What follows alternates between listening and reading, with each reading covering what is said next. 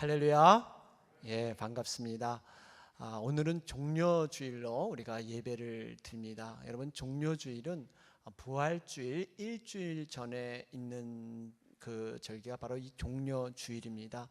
예수님께서 십자가에 우리의 죽음과 죄를 대신 지기 위해서 예루살렘으로 입성하신 날을 기념하는 날이 바로 이 종려주일이에요. 우리 잠시 화면에서 보셨겠지만 그 당시 예루살렘에는 엄청난 사람들이 모여들었습니다. 당시의 문헌에 의하면 약 250만 명, 굉장히 많은 숫자죠. 그러한 사람들이 예루살렘에 모였다, 이렇게 기록되어 있고요. 그 당시 드린 제물만 해도 25만 마리 이상이 된다고 합니다. 굉장히 많은 그러한 제물의 양입니다. 이러한 무리들이 그 종려주일, 예수님이 입성하신 날에 예루살렘에 모였습니다. 그런데 이 무리들이 모이는 그 모습을 보면 몇 가지 특징이 있습니다. 세 가지 정도의 그러한 행동의 특징이 있는데요.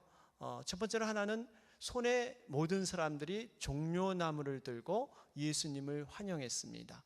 여러분, 종려나무는 이스라엘에서 가장 오래된 과실나무 중에 하나입니다. 키가 보통 한 10m에서 30m 정도 이렇게 자라게 됩니다. 이렇게 쭉 나무가 올라오고 그 다음에 그 잎사귀가 부채살처럼 이렇게 퍼져 있는 것, 아마 오늘 이렇게 교회에서도 이렇게 나눠준 걸로 제가 알고 있는데요.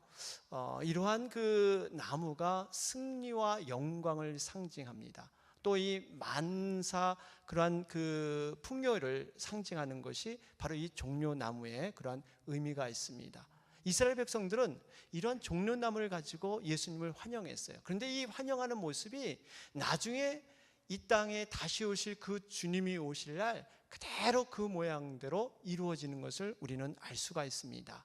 요한계시록 7장 9절 말씀을 보면 거기에 기록되어 있기를, 거기에 셀 수 없는 큰 무리가 흰 옷을 입고 손에 종려나무 가지를 들고 보좌 앞과 어린 양 앞에 서서 큰 소리로 외쳐 가로되 구원하심이 보좌에 앉으신 우리 하나님과 어린 양에게 있도다. 그렇죠?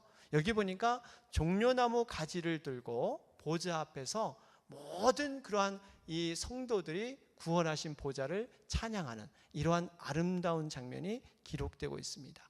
그러니까 예수님만이 우리의 구원자 되심이고 우리의 능력 되시고 우리의 영광받기에 합당한 왕이시다, 이러한 고백이 바로 이 종려나무를 가지고 흔드는 그러한 의미에 포함되어 있습니다. 또 하나의 무리들의 특징을 보면 일제히 그들이 호산나 호산나 이렇게 외쳤다는 것입니다. 호산나의 뜻은 우리를 지금 구원하여 주옵소서, 이런 뜻이죠. 영어로는 Save us now, 우리를 구원하여 주옵소서, 이런 고백이 이 속에 포함됐습니다. 분명히 예수님께서 우리 죄를 구원하시는 구원자로 오셨다는 것을 이미 마태복음에 기록해 놨습니다. 마태복음 1장 21절에도 동일한 말씀이 여기에 나오고 있죠. 아들을 낳으리니 이름을 예수라 하라. 이는 그가 자기 백성을 그들의 죄에서 구원할 자심이라. 그렇죠? 이미 예수님께서 죄에서 구원할 자이심을 이미 말씀해 놓은 가운데 그대로 그 구원자의 모습으로 지금 예루살렘에 입성하고 있는 가운데 있습니다. 마지막 세 번째는 오늘 이 본문 말씀에는 분명히 나타나지 않았지만 다른 복음서를 보면 이 무리들이 겉옷을 벗어서 깔았다 하는 그러한 내용들이 나오고 있습니다. 여러분, 성경의 옷은 굉장히 중요한 의미가 있죠. 자신의 지위와 신분을 뜻합니다. 그러니까 왕 대신 그 예수님 앞에 자기의 지위와 신분을 벗어서 완전히 엎드려 경배하는, 그분만을 높이는 이러한 모습이 바로 겉옷을 내리는 그러한 그 뜻에 포함되어 있습니다. 분명히 이 무리들은요, 예수님을 왕으로 환영을 했습니다. 그리고 주님을 위해서라면 내 목숨을 들여서라도 모든 것을 할 수 있는 듯한 그러한 환호가 있었고 그러한 사기가 굉장히 충만해 있던 것이 그 당시의 상황이었습니다. 그런데 이 무리들이 정확히 5일 후에 모든 그러한 모습들이 변화되고 있습니다. 여러분, 어떻게 그들이 변질됩니까? 예수님을 십자가에 못 박아. 바라바는 놓아주고 예수는 십자가에 못 박아라. 그렇게 열렬히 환영했던 그 무리들이 5일 후에 완전히 변해서 예수님을 십자가에 못 박는데 동조하는 그러한 무리들로 바뀌게 됩니다. 우리는 이 종려주의를 맞이하면서 이 무리들의 신앙에 대해서 한 번쯤은 좀 묵상해 볼 필요가 있습니다. 왜 이 무리들이 그렇게 뜨거웠던 마음의 모습들이 다 어디로 가고 결국 예수님을 못 받게 하는 그러한 무리들로 전락해 버리고 만 것인가? 여러분, 이 무리들을 보면 얼마나 우리가 피상적으로 주님을 알고 있는 이 땅에서 살아가는 많은 기독교인들이 과연 어떻게 예수님을 쫓을 것인가 하는 것들을 우리가 견주어 보면서 적용해 볼 수 있는 중요한 그러한 교훈이 이 속에 들어 있습니다. 여러분, 이 무리들은 무엇보다도 이 예수님이 어떤 분인가를 정확히 알지 못했어요. 이 어떠한 선지자인 줄 알고 정말 하나님의 아들이신 메시아임을 정확히 알지 못했습니다. 아는 사람이 있어도 머리와 지식으로 알았지 그들의 심령 가운데 진정으로 고백하는 그런 믿음들이 없었습니다. 경험된 믿음들이 없었어요. 그리고 자신들이 바라는 그러한 메시아 생각들이 가득 찼습니다. 그러한 생각으로 하나님을 하나님으로 여기지 아니하고 자신의 하나님으로 끄집어내려서 자기들의 하나님만을 추구했던, 그래서 결국 그들에게 만족스러운 모습이 예수님이 되지 않으니까 그것을 다 버리고 십자가에 못 박았던 바로 그 무리들이 그들의 모습이었습니다. 절대적인 진리보다는 그 상황과 형편에 따라서 상대적인 그 분위기에 따라서 그들이 살아갔던 모습이 이 바로 무리들의 모습 가운데 들어 있습니다. 제가 언제 우연한 기회에 우리 그 사이트를 제가 인터넷을 통해서 보면서 2014년 이 세계 인구가 어느 정도 되는가 살펴봤더니 한 71억 정도 됩니다. 제가 어렸을 때 배운 게 이 40억 정도 되는 것을 이 세계 인구가 배웠는데 어느덧 71억 인구가 됐어요. 그런데 이 71억 중에서 천주교를 포함한 총 기독교 인구가 23억 5천여 명이라고 합니다. 23억 5천여 명. 그 중에서도 우리처럼 개신교, 이렇게 천주교를 빼고 우리처럼 이 복음적인 교회를 다니시는 분이 4억 3천만 명이에요. 4억 3천만 명. 물론 요즘 우리 기독교 인구가 많이 줄어들고 있고 또 어떤 분은 그대로 정체되어 있다 이렇게 얘기를 하지만 아직까지 그래도 4억 3천만 명, 그래도 많은 인구가 기독교 인구로 남아 있습니다. 우리나라도 1884년에 첫 교회가 세워졌죠. 소래교회라는 첫 교회가 세워졌는데 그로부터 한 120, 30년이 지난 오늘날 우리 정말 이 한국 교회가 엄청난 발전과 부흥을 했습니다. 미국 다음으로 선교사를 많이 파송하는 선교사의 그러한 2위에 그런 파송하는 국가로 올라 있고요. 또 수적으로도 아직까지 많은 그러한 기독교 인구가 이렇게 열심히 교회에서 섬기고 있습니다. 그런데 중요한 것은 우리가 많은 이런 인구가 있지만 과연 이 무리들처럼 이 많은 교회를 다니지만 교회를 마당만 밟는 정말 피상적으로 주님을 알고 있고 이렇게 분위기에 휩싸여서 가는 그 무리들, 이 무리들이 이 가운데도 많이 들어 있다는 사실이에요.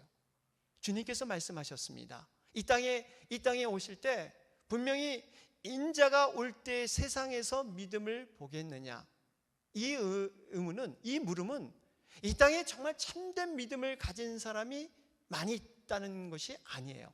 참된 믿음으로 서는 사람이 드물다는 얘기입니다. 주님이 보실 때 믿음의 사람으로 온전히 서 있는 사람을 발견하기가 쉽지 않다는 것을 암시해 주는 말씀이 바로 이 말씀이에요.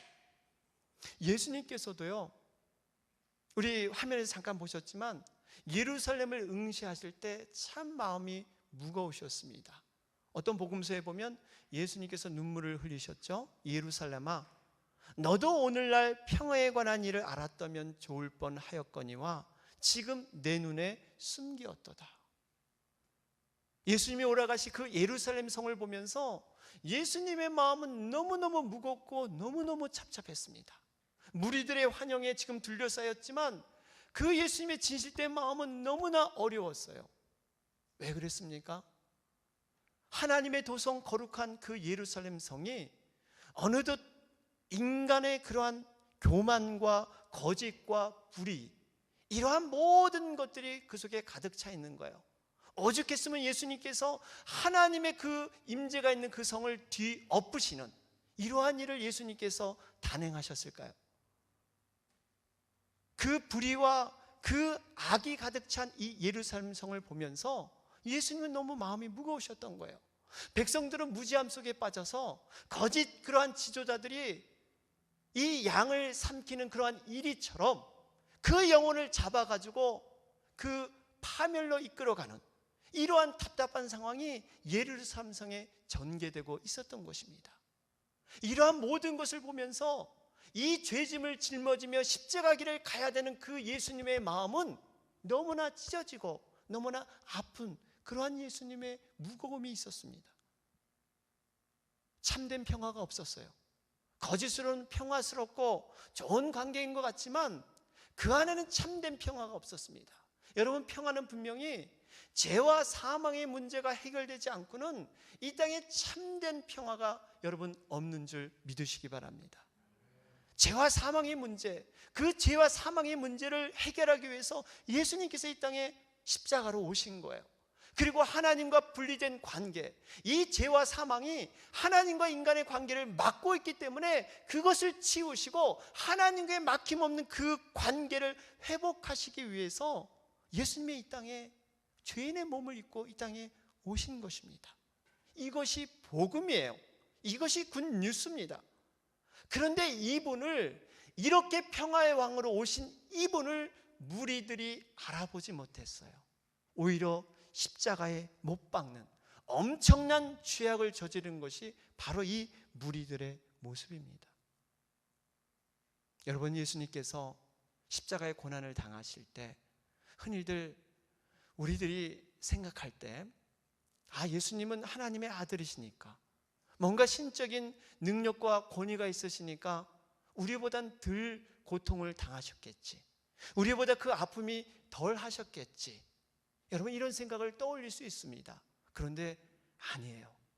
예수님도 우리와 똑같은 이러한 육신을 입고 바늘로 찌르면 아프시고 정말 채찍에 맞으시면 그 고통을 느끼시는 똑같은 우리의 육신을 입으신 그러한 예수님이셨습니다. 이 육신의 고통은 여러분 말할 수 없었습니다.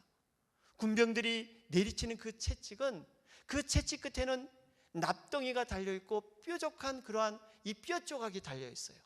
그래서 내리칠 때마다 살점이 뚝뚝 떨어지는 이러한 고통이 예수님께 있으셨습니다.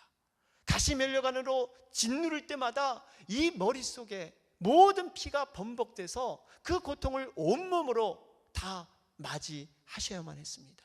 6시간 동안 십자가에 매달리는 고통, 이것은 차마 죽고 싶어도 죽을 수 없는 그러한 고통이에요. 여러분, 인간이 가장 큰 고통은 차라리 내가 죽었으면 좋겠는데 죽지 못하는 고통은 이루 말할 수 없는 고통입니다. 이러한 고통 가운데 예수님께서는요, 모든 것을 우리와 동일하게 조금이라도 편하게 이 죽음을 맞이하시려고 하지 않으셨어요. 오죽했으면 이 죽어가는 상황에서 이 로마 군사들이 이 마취제와 비슷한 것을 줍니다. 그것이 뭐냐면 쓸개탄 포도주나 모략을 넣은 포도주예요. 이것을 먹게 되면 이 고통이 조금이나마 덜 느끼는 마치 마취제와 같은, 환각제와 같은 이러한 것이 바로 이것인데요, 이것을 거절하세요. 내가 이것을 마시지 않겠다, 예수님은 단호히 거절하십니다. 이유가 있으셨어요.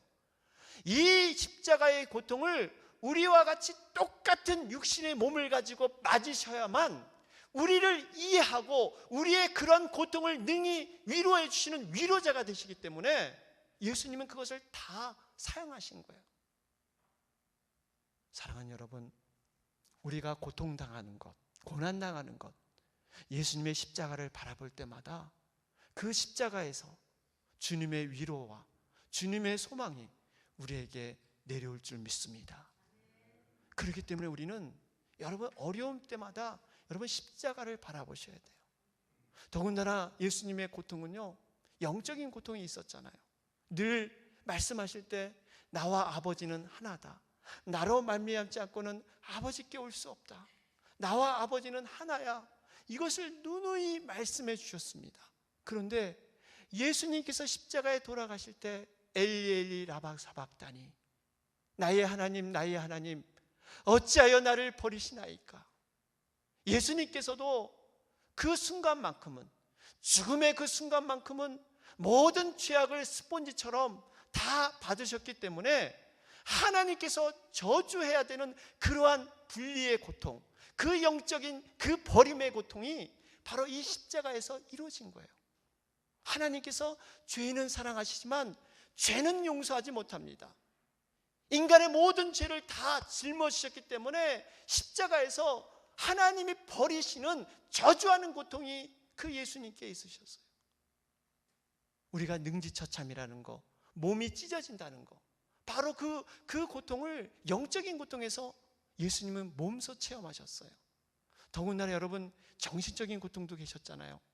십자가에서 모멸과 조소와 조롱과 벌게벗은 몸으로 자기가 가르쳤던 그 제자들 앞에서 그 십자가에 올려서 벌거벗은 몸으로 6시간을 감당하시는 그 정신적인 고통은 말할 수 없는 그러한 고통이셨습니다. 이러한 고통 가운데 예수님은 모든 것을 아시고 지금 그 예루살렘 성으로 우리의 죄와 사망을 위해서 이렇게 들어가고 계시는 거예요. 오늘 본문 말씀을 보니까 예수님께서 이 예루살렘에 들어가시는데 두 제자로부터 나귀 새끼를 가져오라고 그렇게 명령을 하십니다.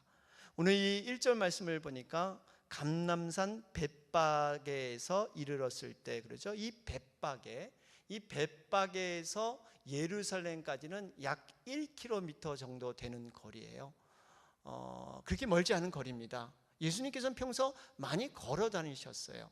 그런데 오늘 보니까 여기서 걸어서 들어가시는 것이 아니라 나귀를 이용해서 나귀 새끼를 타고 예수님이 걸어가시는 그 장면이 오늘 기록되고 있습니다.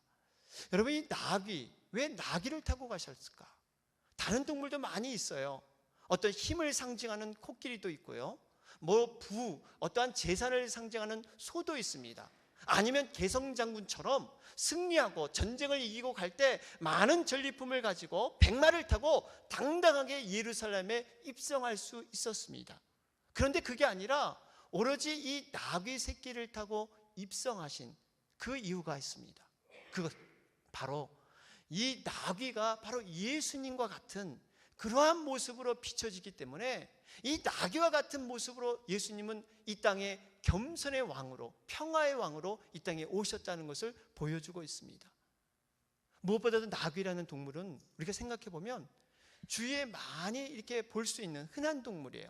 늘 가까이 있고 우리 곁에서 만나볼 수 있는 게 바로 그 당시 나귀였습니다. 예수님도 마찬가지예요. 예수님은 늘 우리 가까이 계세요. 만나고자 하는 사모하는 자에게 만나주시고 차별하지 않으시고 늘 우리와 함께 그렇게 가까이 있는 분이 바로 예수님이세요. 야고보서 4장 8절 말씀을 보면 하나님을 가까이 하라, 그리하면 너희를 가까이 하시리라.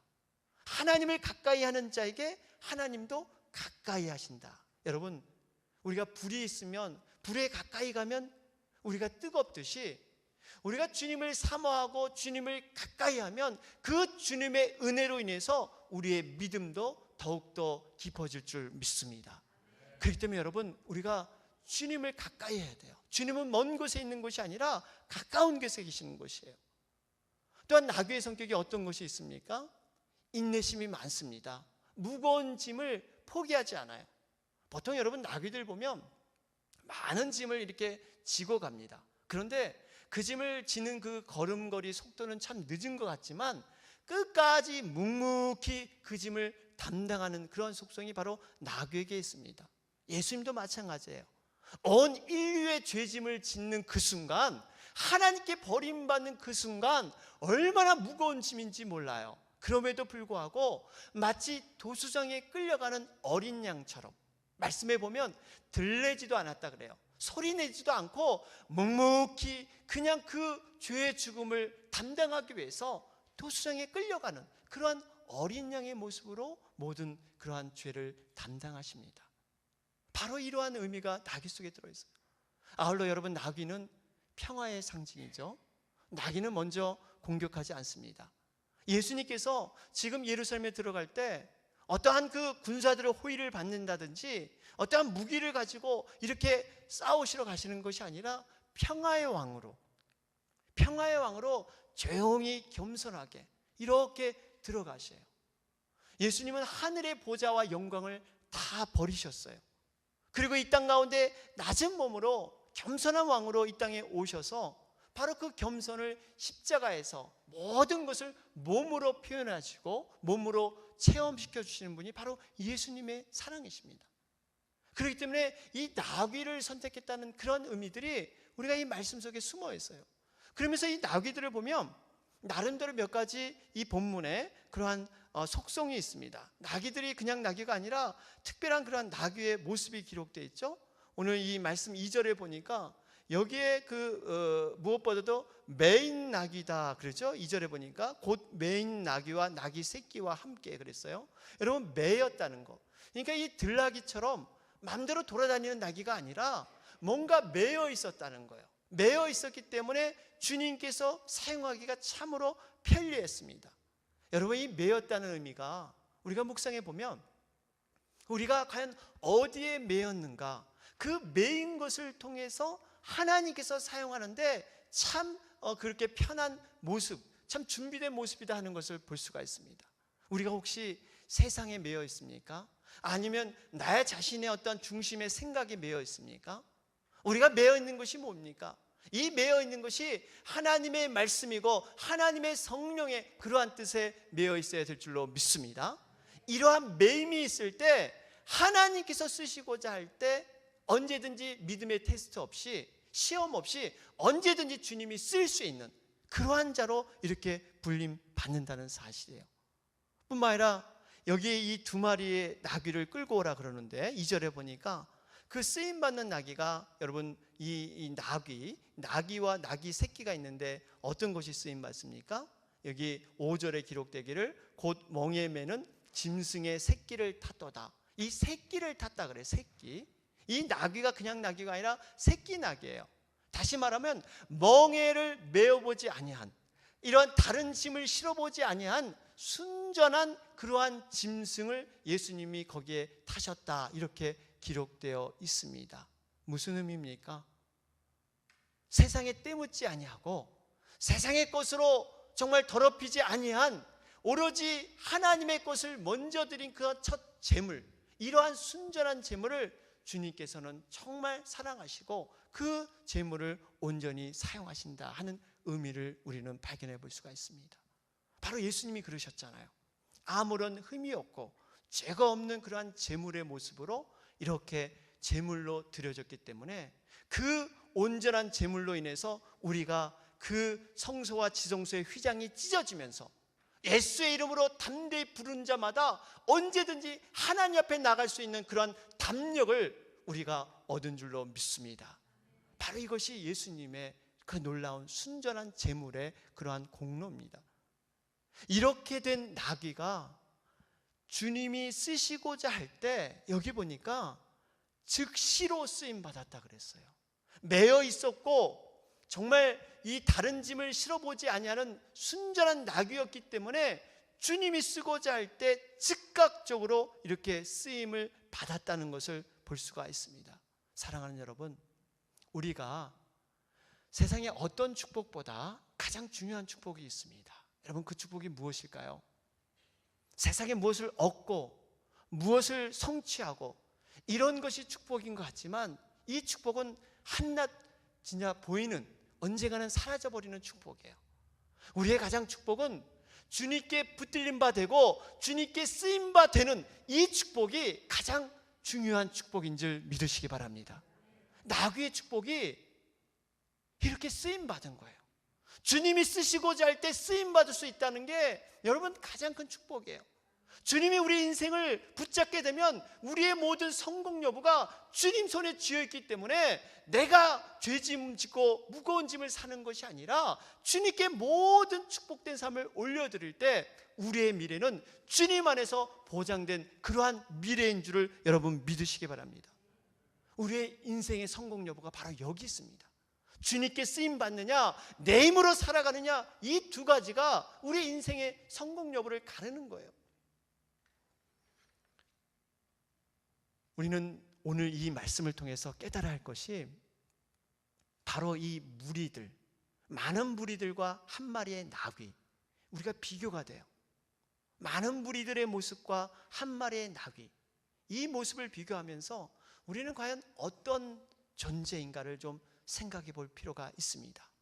혹시 우리들이 무리들에 휩싸여 가지고 내가 정말 주님 안에 어떠한 신앙인지 모르고 무리들 모습에 갇혀서 나도 신앙이 좋은 것처럼, 나도 주님을 잘 섬기는 것처럼 우리 스스로 오해할 수도 있습니다. 착각할 수도 있어요. 분명히 우리는 이 고난주간을 통해서 한 가지 해야 할 것은 무리들의 그 모습에서 떠나서 나와 하나님과의 그 단독의 관계, 그 대면의 관계로 우리는 나아가야 될 줄로 믿습니다. 우리나라에 유명한 그러한 종이 있습니다. 에밀레 종, 여러분 아마 아실 거예요. 최대의 그러한 종이고 신라시대에 만든 오래된 종입니다. 이 에밀레 종에 대한 유래가 있죠. 이 예전에 왕들이 종을 만들었더니 그 종에서 이 자꾸 이 깨지는 소리, 이 종마다 쇠가 깨지는 소리가 났다고 합니다. 그래서 왕이 고민했을 때 어떠한 한 분이 조언을 합니다. 그 종에다가 사람을 녹여서 이렇게 만들면 그러한 일이 없을 겁니다. 그랬더니 어린아이를 그 종에 삶아서 만들었더니 정말 그 깨지는 소리가 없었어요. 그 왕은 그 깨지는 소리가 우리 국가에 아주 큰 위기를 줄 것이다, 불운한 징조다, 이런 걱정을 했는데 그것이 없어졌어요. 그러면서 그 종이 이렇게 칠 때마다 에밀레 에밀레 그러면서 이렇게 소리가 났다 그러죠. 엄마를 부른 듯한 이러한 종의 설화, 전설일 수 있고요. 이런 종이 바로 에밀레 종입니다. 이 에밀레 종이 이 경주 박물관에 보관됐었는데 이것을 이게 그 새해가 되면 우리 보신각, 종각을 이렇게 치지 않습니까? 그러듯이 이렇게 타종을 했어요. 그러다 보니까 이 종이 너무 오래다 보니까 타종을 이게 해마다 하니까 이 종이 균열이 생기기 시작했습니다. 국가에서 이제는 결정을 했어요. 2003년 10월 3일 날 마지막 타종을 합니다. 근데 역사적인 순간을 이제 마감하고 더 이상 이것은 타종하지 않고 문화재로 보호하려고 합니다. 하는 것을 알렸습니다. 많은 사람이 마지막 그 에밀레 종을 듣기 위해서, 마지막 그 타종을 듣기 위해서 많은 사람이 모여들었어요. 그런데 그 가운데 어떤 사람이 있었냐면 황병기 선생이라는 분이 계셨습니다. 이분은 평생 동안 국악을 위해서 일평생 자기의 그 생명을 바쳤던 사람이에요. 이분도 그 자리에 갔습니다. 그랬더니 이 국립박물관장님이 이분을 보시고 이분은 참 정말 고귀한 분이시고 참 훌륭한 분이니까 같이 올라오셔서 이 타종을 했으면 좋겠습니다, 이렇게 청했다 그래요. 그래서 올라가서 이렇게 같이 타종을 하는데 웬걸 이 타종을 한번 칠 때마다 이 사람들의 환호성, 무리들이 이 벅작지껄한 그 환호성 때문에 진정한 그 에밀레 종의 소리를 들을 수가 없었던 거예요. 그 은은한 메아리를 들을 수가 없었습니다. 그분은 그것을 뿌리치고 그 반대편으로 달려갔다고 합니다. 그곳이 어디냐면 바로 반월성 언덕이라 그래요. 이 반월성 언덕에 가보니까 이 종을 치는데 무리들의 소리는 거기서 멈춰버리고 이 종소리가 그 반대편의 메아리로 정확하게 은은하게, 그 아름다운 에밀레 종소리가 그곳에서 은은하게 들으면서 그 감동, 마지막 그 에밀레 종의 타종의 감동을 이분이 몸으로 느끼면서 체험했다고 합니다. 의미 있는 얘기입니다. 우리가 때로는 예루살렘 성을 벗어나야 돼요. 예루살렘 성에 무리들 곁에 있다 보면 진정으로 주님의 음성, 주님의 소리를 우리는 들을 수가 없을 수가 있습니다. 무리들의 그 소리에 갇혀서 주님이 진정 원하시는 그 메시지를 들을 수가 없어요. 우리는 어떤 언덕으로 올라가야 됩니까? 골고다의 언덕으로 올라가야 될 줄로 믿습니다. 그 예루살렘을 우리는 떠나서 골고다의 언덕, 이 소리를 듣고 우리가 듣는 것이 아니라 주님의 그 눈빛을 봐야 돼요. 주님과 나를 응시하면서 주님이 쳐다보는 그 눈빛 속에서 우리에게 주시는 메시지, 우리에게 주시는 그 음성, 나와 하나님과의 그 단독자 안에서 주시는 그 메시지를 여러분 발견해야 될 줄로 믿습니다. 우리가 고난주간에 이것을 해야 돼요. 과연 주님이 나에게 원하시는 게 뭘까? 많은 소리에 갇혀서 우리는 그렇게 왔지만 그 무리를 떠나서 우리가 주님의 그 음성을 들을 수 있다면 이 고난주간이 너무나 우리 주님 앞에 영광을 돌릴 수 있는 그러한 기회가 될 줄로 믿습니다. 찬송가 185장 1절 가사에 이렇게 기록되어 있어요. 내 너를 위하여 몸버려 피 흘려 내 죄를 속하여 살 길을 주었다. 너 위에 몸을 주건만 날 무엇 주느냐? 너 위에 몸을 주건만 날 무엇 주느냐? 우리 주님은 내가 너를 위해서 몸버려 피 흘려 몸을 주었다. 그런데 너는 나를 위해서 무엇을 주었니? 날 위해서 무엇을 했니? 우리 주님은 물으시고 계십니다. 이번 고난주간 여러분 나름대로 정말 십자가를 생각하면서 우리가 주님의 그 십자가에 동참하고 다시 그 부활의 아침, 우리가 십자가에 죽어야만 그 부활의 생명을 맞이할 수가 있습니다. 우리가 죽지 않으면 그 부활의 생명은 의미 없는 생명으로 변질될 수가 있습니다. 반드시 이번 고난주간 여러분 여러 모습에서 우리가 죽고 다시 한번 부활의 아침을 만나는 여러분과 제가 되길 주님의 이름으로 축원합니다. 아멘.